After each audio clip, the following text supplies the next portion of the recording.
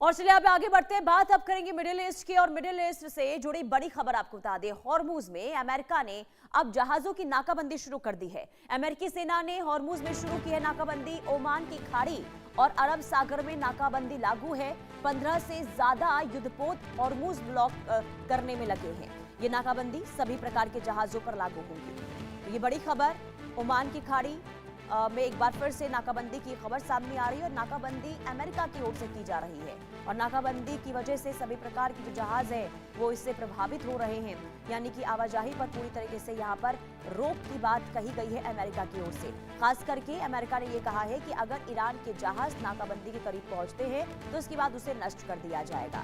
तो ओमान की खाड़ी और अरब सागर में तनावपूर्ण स्थिति इस वक्त देखने को मिल रही है और नाकेबंदी को लेकर अमेरिका और ईरान एक बार फिर से आमने सामने आ गए हैं। यानी कि जो हालात स्ट्रेट ऑफ हॉर्मुज में देखने को मिल रहे हैं, इससे ये माना जा रहा है कि अगर कोई भी हमला करता है इसके बाद हालात जो है स्ट्रेट ऑफ हॉर्मुज के लिए बहुत ज्यादा खतरनाक हो सकते हैं।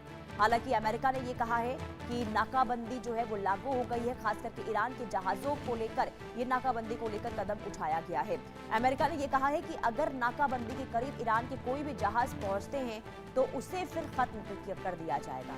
अमेरिका की ओर से यह भी कहा गया है कि अब तक जैसे ड्रग्स तस्करों को लेकर यह कार्रवाई होती रही है समुद्री इलाके में, उसी तरीके से कार्रवाई ईरानी जहाजों को लेकर अरब सागर में देखने को मिलने वाली है। तो अरब सागर का इलाका, ओमान की खाड़ी, जहां पर बहुत ज्यादा हालात चिंताजनक बने हुए हैं क्योंकि अब अमेरिका ने नाकाबंदी शुरू कर दी है स्ट्रेट ऑफ हॉर्मुज में। स्ट्रेट ऑफ हॉर्मुज जो अब इस जंग का एक अहम पॉइंट बन चुका है। स्ट्रेट ऑफ हॉर्मुज को लेकर ही लगातार स्थिति जो है वो गंभीर बनी हुई है और इसके पीछे की वजह ये समझिए, क्योंकि जंग की जब शुरुआत हुई थी ईरान ने सीधे तौर पर कंट्रोल करने की कोशिश स्ट्रेट ऑफ हॉर्मुज पर की और पूरी तरीके से स्ट्रेट ऑफ हॉर्मुज पर कंट्रोल किया, यानी कि पाबंदी यहां पर जहाजों की आवाजाही पर लगाई गई। इसके बाद कई देशों को इससे खामियाजा भुगतना पड़ा।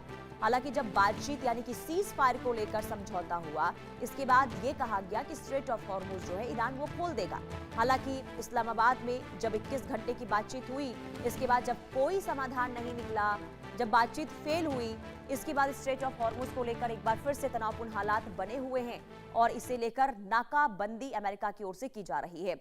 अब आपको बताते हैं कि अमेरिकी नाकाबंदी आखिर क्यों, इसके पीछे की वजह अमेरिका की क्या हो सकती है। तो देखिए, सबसे पहली वजह इस्लामाबाद में जो वार्ता हुई वो फेल साबित हुई। ईरान का शर्तों पर अड़ा रहना, ईरान जो है किसी भी तरीके से नरमी बरतता हुआ अपनी शर्तों पर नजर नहीं आया। ईरान पर अधिकतम आर्थिक दबाव जो है वो डाला जा रहा है। ईरान के तेल निर्यात को रोकना इस वक्त देखिए पूरी कोशिश हो रही है अमेरिका की ओर से। उन जहाजों को निशाना बनाना जो ईरानी बंदरगाहों का उपयोग कर रहे हैं और अमेरिकी नौसेना सेंटोकॉम सभी जहाजों को रोकेगी और तलाशी लेगी। इसके साथ ही जो जहाज ईरान से आएंगे या फिर जाएंगे उन्हें रोक दिया जाएगा। अगर नहीं रुकते हैं तो उसे फिर बम से उड़ा दिया जाएगा, नष्ट कर दिया जाएगा। वैश्विक तेल आपूर्ति के लिए महत्वपूर्ण हॉर्मुज है। हॉर्मुज स्ट्रेट तेल आपूर्ति के लिए, एलपीजी के लिए काफी महत्वपूर्ण माना जा रहा है और ऐसे में अगर ये पूरा बंद हो जाता है तो हालात बहुत ज्यादा बदतर हो जाएंगे। वैश्विक प्रभाव देखिए किस तरीके से यहां पर देखने को मिलेगा। इसके $150 तक जाने की आशंका, तेल की जो कीमत है वो बढ़ जाएगी। इसी के साथ ही ट्रंप का कदम अंतर्राष्ट्रीय कानून के तहत विवादास्पद मुद्दा है। वहीं आपको ये बता दें कि ये कदम समुद्र के उपयोग के अधिकारों को प्रभावित करता है और ईरान का टोल लेना भी विवादास्पद मुद्दा है, जिसे लेकर अमेरिका लगातार विरोध कर रहा है।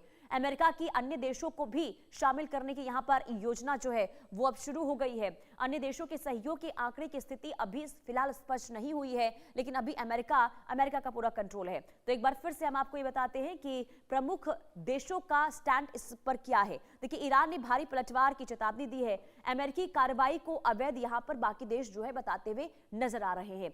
ईरान ने भी देखिए विरोध किया है। अपने एलिट फोर्स को हॉर्मुज के पास भेज दिया गया है अमेरिका की ओर से। इसके अलावा यूएई और बहरीन अमेरिका का समर्थन कर सकते हैं, क्योंकि स्ट्रेट ऑफ हॉर्मुज में जो ईरान का कंट्रोल है, इसे लेकर बाकी देश जो है वो निंदा कर रहे हैं ईरान की। लेकिन नाकाबंदी से उन्हें भी देखिए मुश्किलों का सामना करना पड़ेगा। अमेरिका का मित्र जापान संशय की स्थिति में है कि क्या वाकई में इसे लेकर अमेरिका का स्टैंड लेना है या नहीं। जापान को नाकाबंदी से सबसे बड़ा संकट होगा। 95% जापान इसी रास्ते से तेल जो है वो आयात करता है। इसके अलावा अमेरिका के मित्र दक्षिण कोरिया की भी मुश्किलें जो है इससे बढ़ सकती हैं। ये वो देश हैं जो प्रभावित होंगे स्ट्रेट ऑफ हॉर्मुज बंद होने की वजह से। दक्षिण कोरिया इसी रास्ते से बड़ा हिस्सा आयात करता है तेल का। इसके अलावा खाड़ी देशों का निर्यात करना अब इससे मुश्किल हो जाएगा, यानी कि सीधे तौर पर आप समझिए कि आर्थिक तौर पर किस तरीके से खामियाजा भुगतना पड़ सकता है।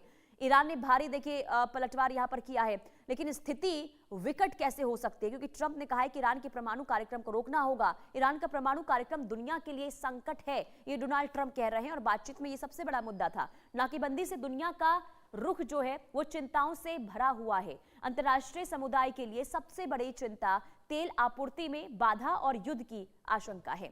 इसके अलावा ये मार्ग पूरी दुनिया के लिए तेल का मुख्य सोर्स है, इसलिए चिंता की स्थिति जो है इससे बनी हुई है। इस कदम में वैश्विक व्यापार पंगु हो जाएगा, यानी कि हालात बहुत ज्यादा वैश्विक स्तर पर खराब हो सकते हैं। मध्य पूर्व में सीधे सैन्य संघर्ष का जोखिम जो है वो पैदा हो गया है। अब स्थिति विकट कैसे होगी, ये हमने आपको बताया कि परमाणु कार्यक्रम के कारण नाकाबंदी यहां पर जो देखने को मिल रहा है। ईरान का परमाणु कार्यक्रम दुनिया के लिए संकट है। तो कुल मिलाकर स्थिति जो है बहुत ज्यादा खराब होगी स्ट्रेट ऑफ हॉर्मुज में, अगर स्थिति बहुत ज्यादा तनावपूर्ण होती है तो। इसी बीच एक और बड़ी खबर